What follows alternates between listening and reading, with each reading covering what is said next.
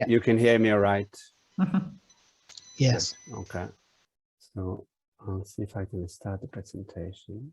There we go. So as Linda mentioned, we're just going to go really quickly through where we're at in the Vale of Glamorgan in terms of co-production in mental health. So where we're at is in terms of recruitment, we've just started to involve people in the recruitment process. We're kind of in a process of engagement and consultation rather than true co-production, if you think about it carefully, really.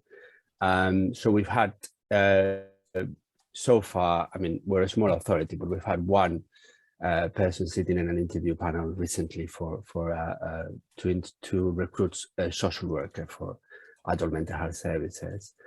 And then obviously we have the statutory responsibilities under the measure and the Social Services and Wellbeing Act. And so we're kind of legally obliged to think about co-production under those two pieces of legislation. Now that we're not there yet at all, we get reviewed and across Cardiff and Vale, locally and nationally. And there remains a lot of work to be done with regards to truly engaging people with lived experiences within the process of assessment and care and treatment planning, and thinking about outcome measures and how we kind of measure that at the end of the intervention, really. And then we've got a community support group, which is recovery focused and uses the recovery star. I mean, with regards to this service in particular, throughout the pandemic, obviously, the kind of interventions that they were offering was kind of changed, like everything else. And also the service, the people who were providing the services were kind of redeployed and asked to, not so much redeployed, but asked to do other functions in terms of reaching out to vulnerable individuals and all that. So we're currently at the process where we're restarting that in terms of assisting people more proactively to be prepared to be discharged from hospital, to engage with services in the community, and to find the right accommodation, really.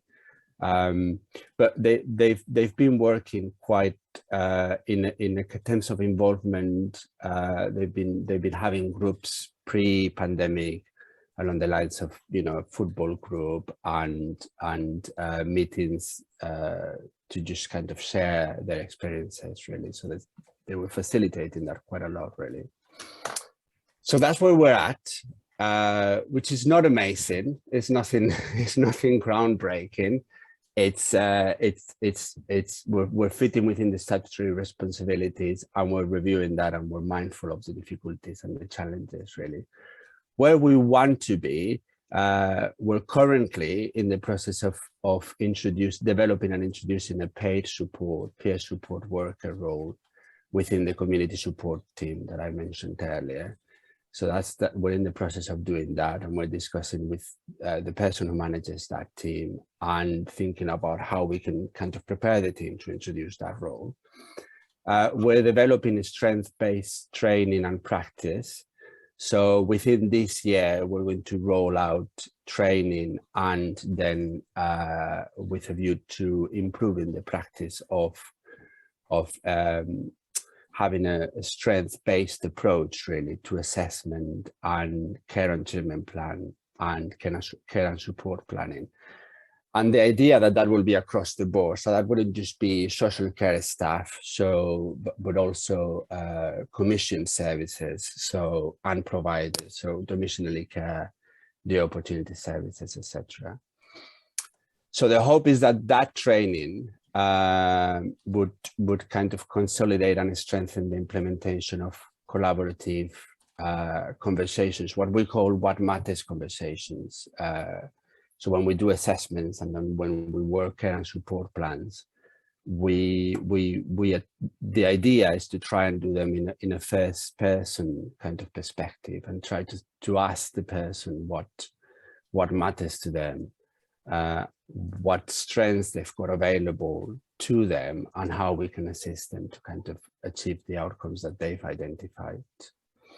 which is all within, like I said earlier, underpinned by the legislation and the principles of co-production. And then I put there at the end, no decision about me without me, which is a concept that is being used a lot in children's services, and it's been used a lot within safeguarding kind of processes. And it brings about a lot of challenges, which we have to be mindful of, and I'll talk about them in a minute. But I find it quite a helpful concept to think about in terms of moving towards co-production, and involving the person with lived experience throughout the process, really.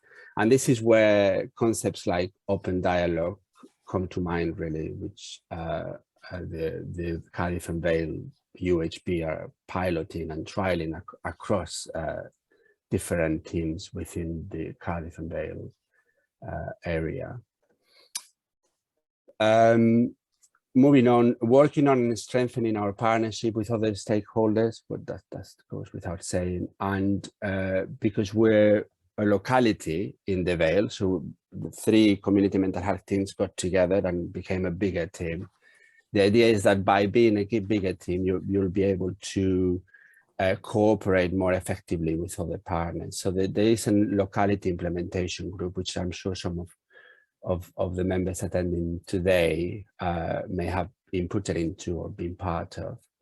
And within the Vale locality, they're working towards having discussions with all the stakeholders, CAVAM, CEFL, Mind in the Vale, Recovery and Wellbeing College, in terms of designing on co-delivering mental health services within the Vale.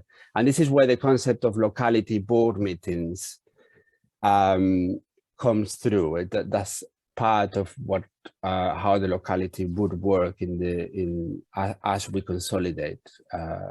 We're supposed to have locality board meetings, and that there's supposed to be representation from all the stakeholders there. And then the challenges, well, you know, I think there was Rhoda from Social Care Wales yesterday mentioned a lot of this in her presentation. So bureaucracy versus flexibility and creativity. You've got the assessment forms, the care and treatment plans are a legal document. Some people think that they're quite restrictive. So it's about being creative and allowing social workers and other clinicians and professionals to be creative with them and to use them to drive that conversation and to try and co-produce them as much as possible with those with lived experiences. There's an imbalance of power under certain circumstances that we need to be aware of, and I've mentioned here the Mental Health Act assessments and the safeguarding processes. It's inevitable that sometimes co-production is going to be hampered by these processes because of the nature of them, really. So to kind of mitigate that, we're starting to think about how we can get feedback and debriefing following these processes. And this is a difficult and delicate process, really, especially after a Mental Health Act assessment. Yeah, we've been thinking about how we can go about having those conversations with people after Mental Health Act assessments, and whether we can use other resources or other stakeholders like advocacies to kind of help us have those conversations, really. And then finally, achieving continuity in co-production.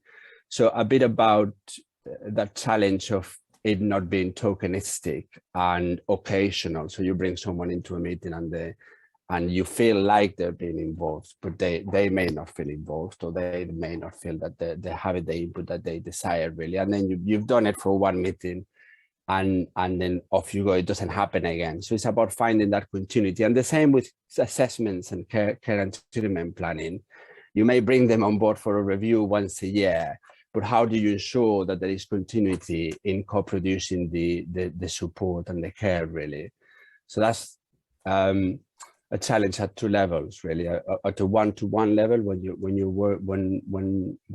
working with people, and at a more service level, an operational level, in terms of continuing that involvement. I think this event is an example of that.